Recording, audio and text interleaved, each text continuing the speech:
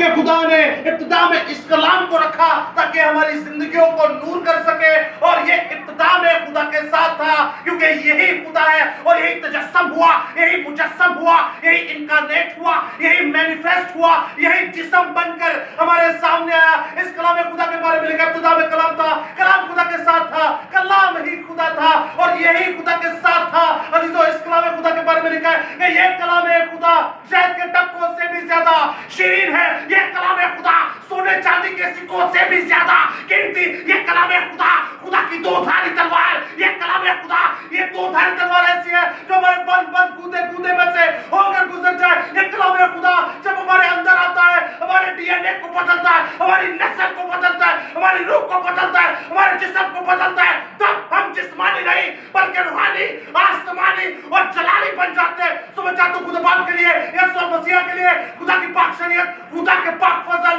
और तहरीरी खुदा बाइबल मुकद्दस के लिए एक बार जोरदार तालियां।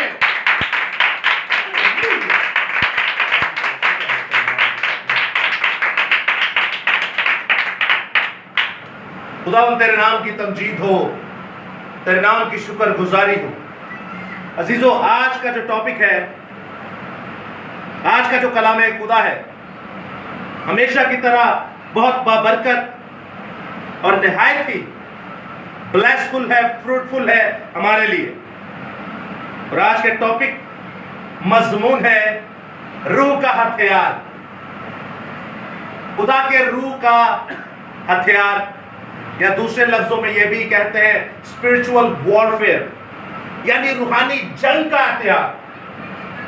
हथियार है तो इसका मतलब है कोई लड़ाई या जंग की गल हो रही है, लड़ाई की या जंग की बात हो रही है, क्योंकि हथियार का जिक्र है। बट ये जिस्मानी नहीं है। जिस्मानी का मतलब है कि जो आपको नजर आ जाते हैं, ये रूहानी हथियार है। रूहानी हथियार, इसका मतलब है कि इसका आपके रूह से और आपके ईमान से लेना देना है।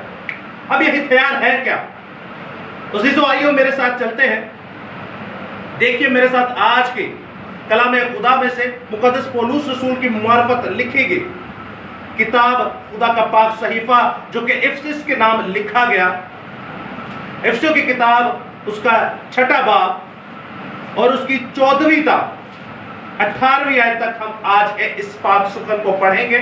और इस कलाम खुदा पर आपने गौर करना है, क्योंकि जब आप मरकजी आयत को समझ जाएंगे तो आधा कलाम आपको वैसे ही समझ में आ जाएगा। तो सुनिएगा इस इस्तेमाल को कि इस कलाम खुदा में, इस पाक सुखन में क्या मरकूम है।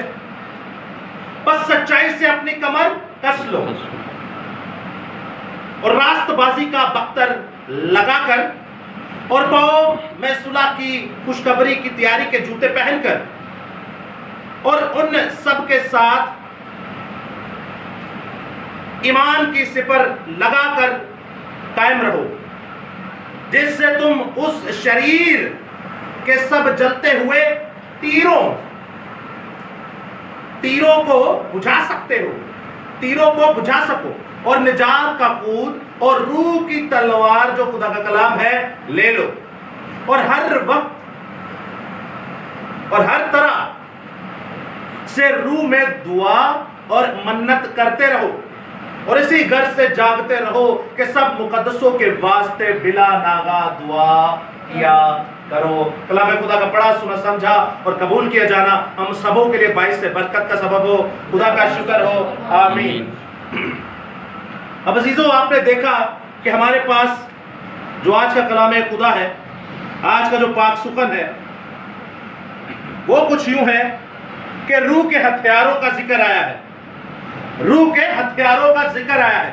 अब जब रूह के हथियारों का जिक्र हम देखते हैं तो पहला हथियार हमारे पास आता है, सच्चाई से अपनी कमर कस लो। यानी एक फौजी है, वो हेलमेट पांदा है, तलवार फड़दा है, शूज कसदा है, बुलेट प्रूफ जैकेट पांदा है और हथियार लेता है। उस वक्त तलवार सन, इसलिए तलवार लिया है, तलवार लेता है। और एक शील्ड भी होती है जो सामने, जो अक्सर आप देखते तलवारों की वार होता है तो वो सामने क्या करते हैं, रोकते हैं उसको। अब ये खुदावंद जो है एक सामने हमारे जिस्मानी फौजी को खड़ा करके हमें बता रहे कि आप भी फौजी हो, लेकिन आपके हाथ में तलवार कौन सी होनी चाहिए, आपके पैरों में जूती कौन सी होनी चाहिए? शूज कौन से होने चाहिए? आपके पास सिपर कौन सी होनी चाहिए? आपके पास खुद यानी हेलमेट जो है वो कौन सा होना चाहिए? हेलमेट इतना जरूरी है। मैं एक मूवी देख रहा था, सेविंग प्राइवेट रायन, जो कि वर्ल्ड वॉर 2 पे थी, दूसरी जंग अजीम पर थी। फौजी, आपको पता है जब जंग लग रही होती है, जंग जो होती है तो कोई पता नहीं होता गोली कितों आ रही है। वो बैठे होते हैं आपस में, गोली लगती है उसके हेलमेट को, लग के चली जाती है। वो देखता है, बड़े परेशान होता है, तो हेलमेट को उतार के देखता है कि उसमें गोली फंसी होती है। इतना मजबूत होता है ये हेलमेट, लेकिन उसी के फौरन बाद दूसरी गोली उसके दिमाग में लग जाती है और वो मर जाता है। सीने पे बख्तर इसलिए लगाया जाता है ताकि आपको दिल और आपके जो किडनीज और आपके जो लंग्स है, ये सेंसिटिव ऑर्गन्स है, अगर इन पर गोली लग गई तो आपका खात्मा ही खात्मा है। ये बहुत बुनियादी चीजें हैं जो खुदावंद ने हमें हथियारों की शक्ल में बताई। अब वो कह रहे हैं कि सच्चाई से अपनी कमर कस लो, यानी कि सब तो पहला को तैयार होना है सच। सबसे पहले तैयार होना चाहिए सच्चाई का, झूठ नहीं, सच होना चाहिए। झूठे के बारे में क्या लिखा है? यूहन्ना 8:44 पढ़ते हैं, इब्लीस झूठा बल्कि झूठों का बाप है। और झूठ दी और डेफिनेशन उतार दे रहे कि ये अपनी तरफ से बोलता है। कभी तुम्हें झूठ बोला है? अच्छा, ऐसा कोई भी नहीं जिन्हें कभी ना बोला है। कभी पुरानी लाइफ आप देखते हो, कभी झूठ बोला है? आपको पता है अपनी तरफ से बोलते हैं, अपनी तरफ से एक गेम बनाते हैं। मैं भी बड़े बोले ने, मेरी तो डेट ऑफ बर्थ ही इन्होंने बदनाम की हुई है, तो अप्रैल 1 है। तो आप जब देखते हैं कि जब बंदा झूठ बोलता है ना, तो वो अपनी तरफ से ही बोलता है। तो इसी तरह आप देखते हैं कि सच्चाई से पहले तो सिपर बांधिए। फौजी के पास, रूह के फौजी के पास, रूह के जो जिंदा खुदा का सिपाही है, उसके पास पहले सच्चाई होनी चाहिए, झूठ नहीं होना चाहिए। नंबर 2, रास्तबाजी का बख्तर। बख्तर आपने सुना था, बख्तरबंद गाड़ी, बुलेट प्रूफ आपका लिबास ऐसा होना चाहिए जो कि रास्तबाजी का है। आपको पता है रास्तबाज अय्यूब साबिर को जिंदा खुदा खुद कहता है पहले बाब उसकी पहली आयत में कि ये कामिल और रास्तबाज है। आपको और मुझे भी वैसा ही होना पड़ेगा। रास्तबाजी का बख्तर यानी कि जो आपकी बख्तरबंद जो आपके जिस्म को कवर करेगा वो रास्तबाजी होनी चाहिए। और पैरों में सुलह की जूती के, खुशखबरी के जूते, पैरों में सुलह, मुबारक है वो जो, मुबारक बात आपने पढ़ी होंगी, मुबारक है वो जो सुलह कराते हैं, क्योंकि वो किसी को याद है खुदा के बेटे। सिस्टर के लिए एक बार जोरदार ताली। ये बड़ी जबरदस्त बात है। मुबारक है वो जो सुलह कराते हैं क्योंकि वो खुदा के बेटे कहलाएंगे। मुबारक है वो जो पाक दिल है क्योंकि वो खुदा को देखेंगे। मुबारक है वो जो रास्तबाजी के कामों से सताए जाते हैं क्योंकि आसमान की बादशाही उन्हीं की है। तो आपके साथ हो। नंबर 3, सुलह करवाने वाले होने चाहिए। नंबर 4, ईमान की सिपर। किसकी सिपर? ईमान की सिपर शील्ड को कहते हैं, यानी कि तुम्हारा जो रोक डिफेंसिंग आपकी जो वेपन है वो होनी चाहिए ईमान। आपका ईमान बड़ा मजबूत होना चाहिए। उसके बाद निजात का खुद, यानी यदि तुम हेलमेट बांधे हो, आपके दिमाग के अंदर हर वक्त निजात का मैसेज होना चाहिए, यीशु मसीह की खुशखबरी का मैसेज होना चाहिए। उसके बाद आप देखते हैं रूह की तलवार जो खुदा का कलाम है। बाइबल में लिखा है ये 2 धारी तलवार है, बंद बंद गुदे गुदे में से होकर गुजर जाती है। उसके बाद आप देखते हैं 7वां पॉइंट, हर वक्त रूह में दुआ और मुकद्दसों के वास्ते हर वक्त रूह के अंदर दुआ करनी है। अब तो ये बड़ी एक अजीब सी बात है, ये रूह के अंदर दुआ करना किसे कहते हैं? ये हमारे लिए एक बड़ी परेशानी वाली और एक बड़ी सोचने वाली बात है कि रूह में दुआ क्या होती है। बाइबल मुकद्दस में लिखा है कि जब खुदा का रूह तुम्हारी रूह के साथ मिल जाता है तो वो आहें भर भर के दुआ करना हमें सिखाता है। वाहिद कायनात दा एक काम मुझे जड़ा कोई किसी नहीं सिखा सकता। और दुआ दुनिया का वाहिद एक आसान काम है जो आप कहीं पे भी बैठ के कर सकते हैं। फिर यह दुनिया का वो काम है जिसके लिए आपको पैसे भी नहीं देने पड़ेंगे। मतलब कहीं पे भी बैठ जाए खुदा का तख्त लग जाएगा, कहीं पे भी बैठ जाए जिंदा खुदा को उतार लीजिए, आप उतार सकते हैं। तो अगर आप रूह में दुआ कर रहे हैं तो खुदा आसमान छोड़कर आपके पास आ सकता है। यानी ये दुनिया का इतना आसान काम है और यही शैतान इब्लीस हमें करने नहीं देता। मैं उस दुआ की बात नहीं कर रहा जो हम अभी रफाकत में एक कांग्रीगेशनल प्रेयर कर रहे, एक कलीसियाई दुआएं जो हमने की, उसकी बात नहीं कर रहा। वो तो हम करते ही, मैं उस दुआ की भी नहीं बात कर रहा कि जो हम अक्सर नौकरी पर जाने से पहले करते हैं। एक का दुआल होती है, एक का कड़ियाल होती है, लेट ना हो जाइए। अजीजों, मैं उस दुआ की बात करता हूं जो यीशु मसीह करते थे, रातों के पैरों में, पहाड़ों में, जंगलों में और बियाबानों में जाकर। याद रखिएगा, सानू कहता काल कोठरी से जाओ, सानू नहीं कहता पहाड़ा से जाओ, जंगला से जाओ, बियाबाना से जाओ। क्या छड़ता थे, फिर हमें जाना पड़ता। लेकिन खुदा ने हमारी आसाइश सोची कि तू पहाड़ा से ना जा, मैं चला जाऊंगा। तू जंगली जानवर का मुसीबत ना चौक, मैं चला जाऊंगा। तू अपने घर बह के दुआ कर ले। और काल कोठरी का मतलब ये भी नहीं है कि अगर आपके पास कोई बेसमेंट है तो आप वहां पर जाएं, तो जिसके पास नहीं है वो बेचारा क्या करेगा। इसका मतलब यह कि जब सब सो जाए सारे, या जब कोई भी ना हो आपके पास, तब आप दुआ में ठहरो। सुनिएगा, तब आप क्या करो, दुआ में ठहरो, अकेले में वन ऑन वन मुझसे मुलाकात करो। और आप याद रखते हैं कि ये दुआ वाला जो काम है ना, यही शैतान हमसे करने नहीं देता है। भाई इंजीती मुनादी कर लेते हैं, को जाना पड़ेगा भाई, जान तो पहला त्यानू की करना पड़ेगा, उन्हें पढ़ना पड़ेगा, पढ़न तो पहला उन्हें याद करना पड़ेगा, फिर ही मुनादी करोगे ना। बट दुआ एक ऐसा काम है जो कोई भी इंसान कहीं पे भी कर सकता है, लेकिन शैतान इब्लीस ये नहीं करने देता। अक्सर आपने सुना होगा कि मैं जब दुआ कर रहा होता हूं तो मुझे नींद आना शुरू हो जाती है। अक्सर लोगों को देखा होगा, वो कहते हैं जब हम दुआ करते हैं तो हमारा दिमाग कहीं और भटक जाता है। मैं आपको पर्सनली जाती तौर पर कहता हूं कि जब आप दुआ करें तो बोलकर दुआ करें।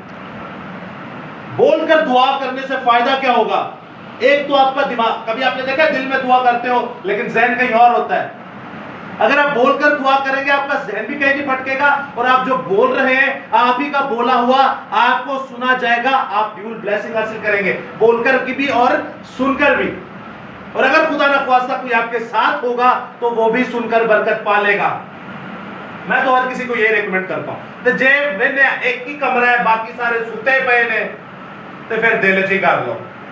वो है ना कह गया ने मेरे लिए भी मुसीबत बनाई है। हालांकि उसको खुश होना चाहिए कि मैं तो सुता ऐ मेरे लिए दुआ करन दे ताकि मैं अच्छे तरीके ना सुता रहा। तो अजीजों, ये चीदा चीदा बातें आपको बतानी बड़ी जरूरी थी कि ये हथियारों को आप बांध ले। तमोथीस के खत में लिखा है, अगर फौजी घर पर आ जाए छुट्टी लेके, बॉर्डर से ना आ जाए तो जंग लड़न दे लायक है, वो तो किसी काम का नहीं है। ध्यान फड़ के मैं बॉर्डर से छाड़ा, तुसी जंग लड़न दे लायक है वो नहीं। फौजी बनने के लिए ट्रेनिंग होती है। कौन सा कोई टेक्निकल काम कौन कौन कर लेता है? सर आप क्या काम करते होंगे? वो ड्राइविंग, जैसे आपके अब्बू हैं वो ड्राइविंग है। आप चार्ल्स जैसे आप टेक्निकल काम करते हैं, कोई इलेक्ट्रिशियन का हल्के फुल्के स्विच लगाते हैं, तो उसके लिए कई स्विच खराब भी किए होंगे, प्रैक्टिस भी की होगी, हल्का या करंट भी लगा होगा। सलीम भाई से मैंने पूछा, उन्होंने कहा भाई मैं 32 साल से ऑटो चला रहा हूं और कई साल मैंने ट्रेनिंग ली है, कहीं को ठोका भी है, कहीं पे खुद भी ठुका हूं और कहीं पे घर वालों ने भी मुझे, भाई बड़े भाई ने बहुत मारा है।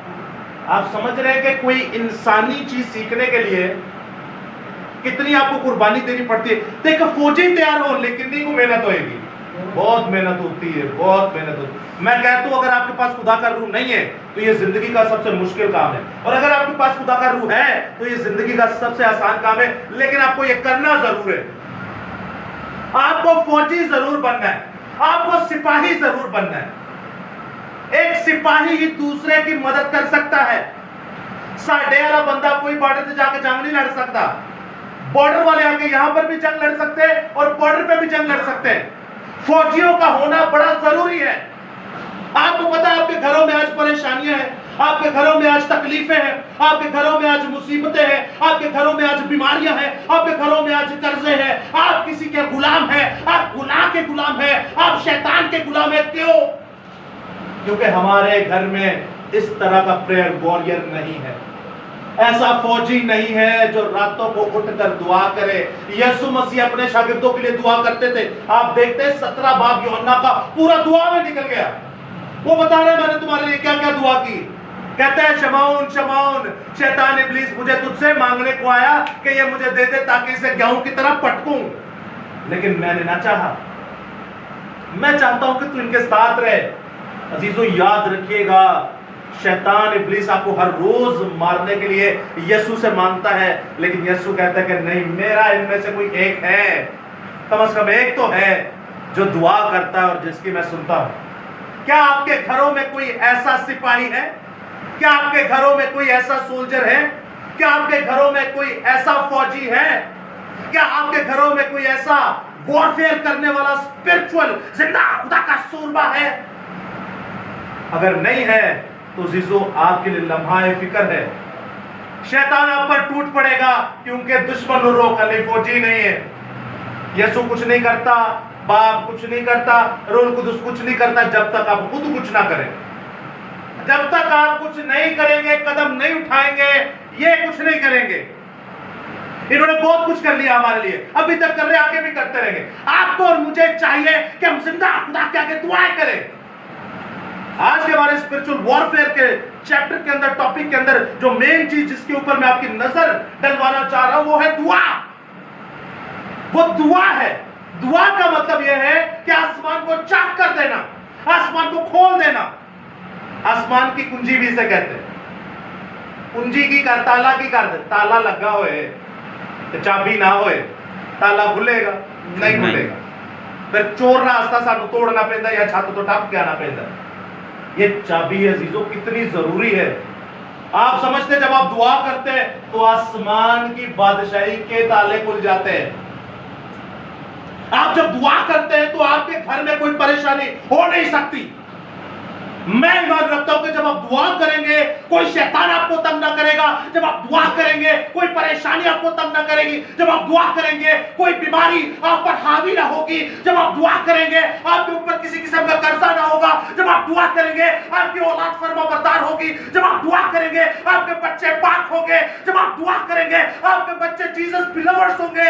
आप जब दुआ करेंगे तो आपके बच्चे यीशु मसीह से, कलाम से, उसके साथ मोहब्बत करने वाले होंगे। जब आप दुआ करेंगे तो जिंदा खुदा अपने रथों के पहरे, क्रोबीम, सराफीम, तरफीम, मलाइक, तमाम फरिश्तगान के पहरे आपके हरावल और आपके चंडावल लगाएगा।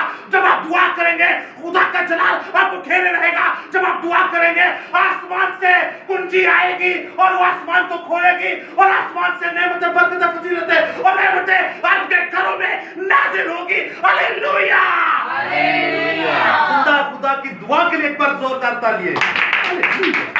हालेलुया,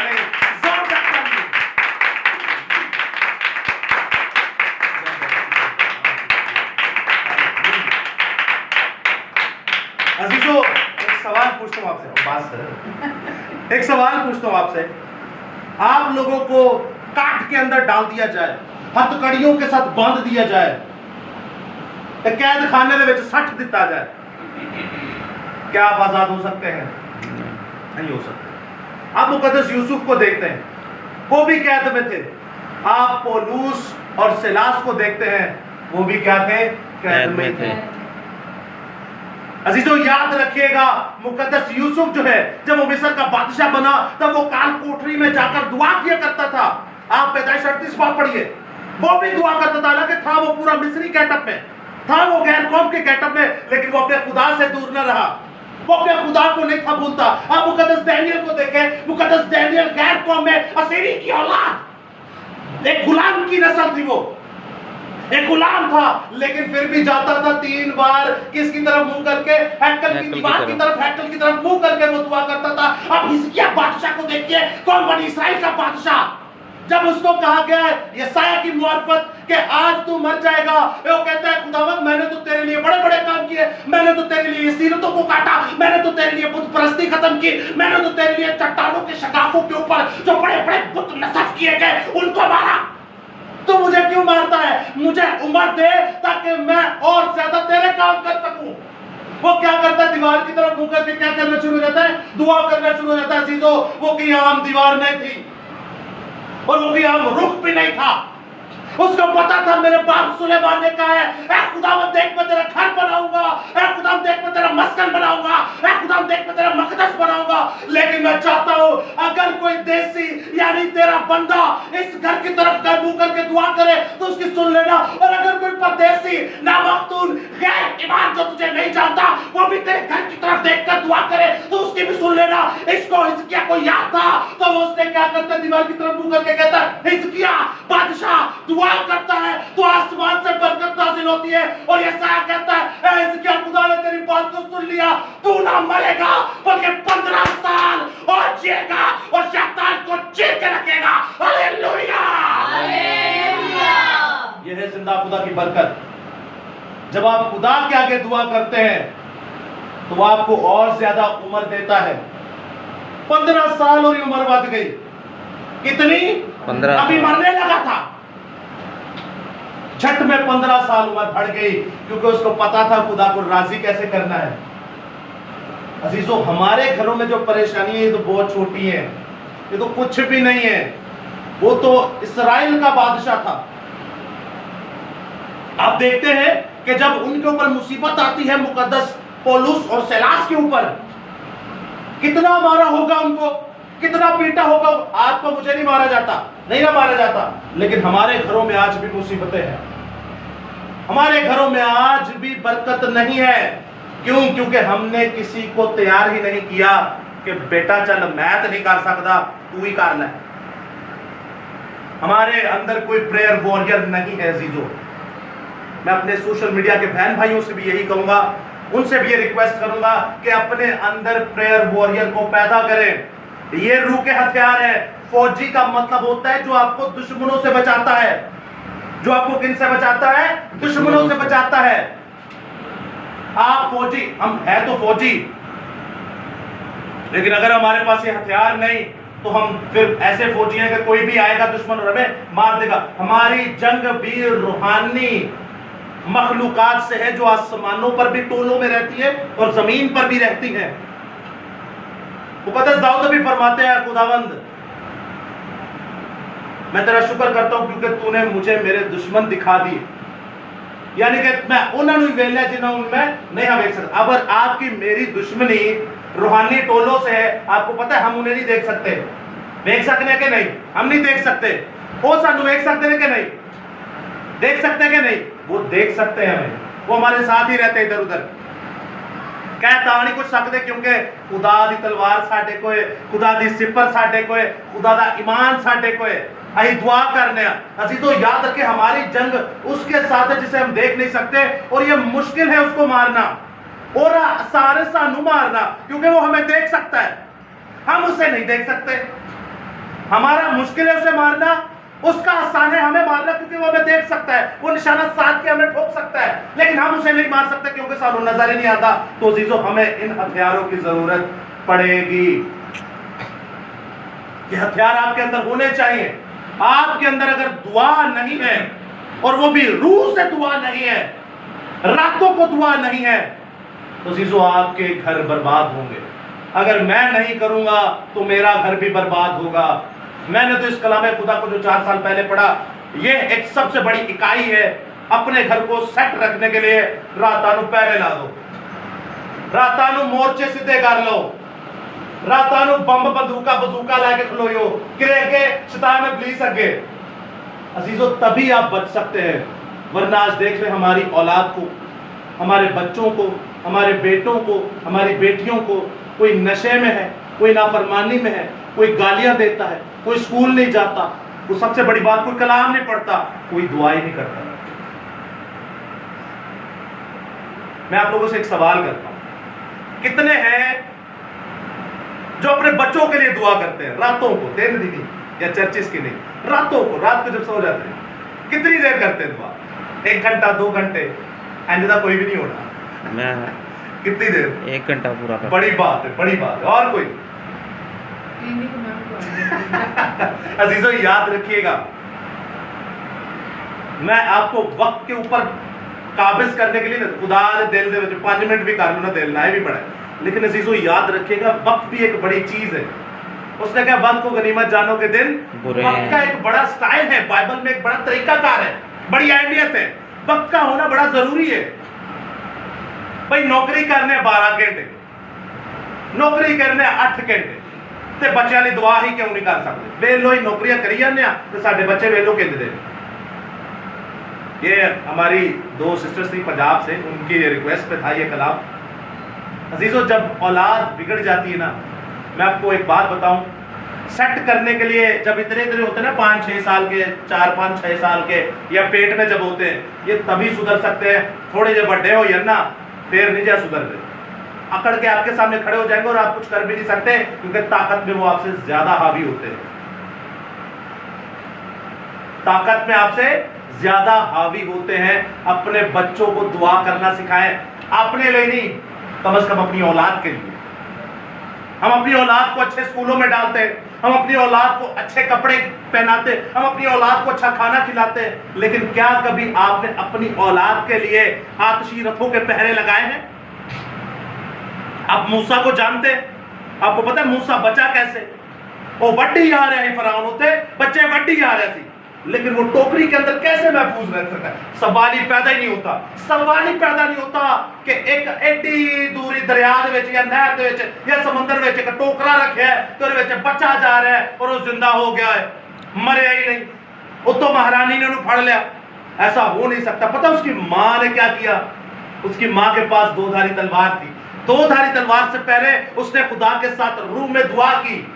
रूह में दुआ करने के बाद उसने क्या कहा? दो धारी तलवार। ये कलाम, इस कलाम में लिखा है कि बेटा जदों तू एक टोकरा लेंगी ना, वो टोकरा कोई आम टोकरा नहीं होएगा, वो बाप नूह दी कश्ती होएगी। बाप नूह दी कश्ती ते भी मैं राल लगाई सी, अगो पिछो इस टोकरे ते भी राल लगा, अगो पिछो इस बाप इब्राहिम ने, बाप नूह ने जिंज कश्ती नु महफूज कीता है, टोकरे नु भी उंजी महफूज कर। वो सारा मॉडल A to Z जो था वो नूह की कश्ती का था। जिन्ना उस टोकरे उत्ते लग्या वो सारा कुछ नूह दी कश्ती दा सी। ते जदों नूह दी कश्ती दे विच कोई होए ते वो मर सकदा है, ते फिर मूसा भी नहीं मार सकदा। पता है क्यों? क्योंकि उसकी मां ने दुआ की थी। उसकी मां ने दुआ की थी, क्या खुदावंद मैं क्या करूं, उसका 3 महीने से बड़ा हो गया, अब ये शरारतें करता नजर आता है, आवाजें लगाता है। तो जिंदा खुदा ने कहा ठीक है, नूह की कश्ती में सवार हो जाइए अजीजों। आखिरी बात आपसे करने को, नूह की कश्ती में जब आप सवार होंगे तभी आप बचेंगे। नूह की कश्ती में वो क्या करता था? वो कोई आपकी तरह मेरी तरह को जुए थोड़ी खेलता था, वो कोई आपकी तरह मेरी तरह को शराब थोड़ी पीता था, वो कोई आपकी तरह मेरी तरह को गाली थोड़ी देता था, वो कोई आपकी तरह मेरी तरह कोई नशा थोड़ी करता था, वो आपकी तरह मेरी तरह कोई ब्याज पे लेता या देता थोड़ी था। वो जिंदा खुदा कहकर दुआएं करता था, ऐ खुदावंद हम जो यहाँ पर हैं इन जानवरों के साथ, हैवानों के साथ, कीड़ों के साथ, मच्छरों के साथ, कीड़े मकोड़ों के साथ और परिंदों के साथ, ऐ खुदावंद तू ही हमें पालनहार है। याद रखिएगा, जिंदा खुदा ने कहा ऐ मूसा जैसे मैं तेरे साथ था वैसे इनके साथ रहूंगा, अलीशा के साथ रहूंगा, यशवा के साथ रहूंगा, यसाया के साथ रहूंगा, इज़िकियल के साथ रहूंगा। और इधर जिंदा खुदा नूह को कहता है, नूह तूने मुझसे दुआ की, देख तेरी कश्ती का जो दरवाजा है मैं अपने हाथ से बंद करूंगा। जब दुआ की नूह से तो जिंदा खुदा आ गया और उसने अपने हाथ से दरवाजा बंद किया। और यीशु कहता है मेरे बंद किए हुए को कोई खोल नहीं सकता। Hallelujah, hallelujah. जिंदा खुदा तो आपके लिए कमजोर करता नहीं है।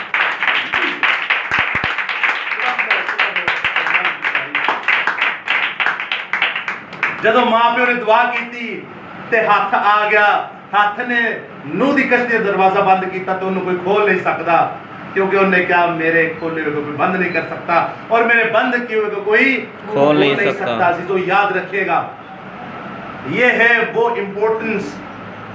काठ में थे हमारे माँ बाप, काठ में थे हमारे बड़े, हथकड़ियों में थे हमारे पौलुस और सिलास, लेकिन जो दुआ की थी रूह दे नाल, दुआ की थी खुदा दे पाक रूह दे नाल, जेल खाना इबादत खाना बन गया, कैद खाना इबादत खाना बन गया। ते दरोगा दे नाल सारे सिपाहियां ने यीशु को कबूल कर लिया। Hallelujah, hallelujah. खुदा की कुदरत। और ये है दुआ का असर। अपने घरों में फौजी तैयार कीजिए, खुद भी दुआ में बैठे, उनको भी बिठाए, बोलो बेटा सो के मरना ही, मर के सोना ही है। एल्बर्ट आइंस्टाइन सबसे बड़ा शैतान जिसने एटम बम बनाया, उन्हें पूछते थे तो 24 घंटे 2 घंटे सोना क्यों?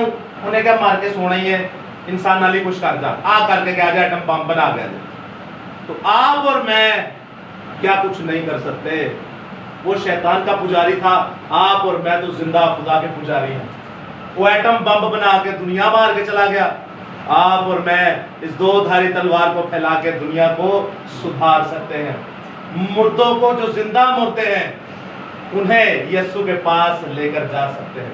दुआ कीजिए, जिंदा खुदा आपके साथ हो, जिंदा खुदा आपको बड़ी बरकत दे, खुदा हमेशा आपको अपनी पनाह में रखे। हालेलुया। अजीजों, चाहता हूं आप सभी अपने कदमों पर खड़े हो जाएं।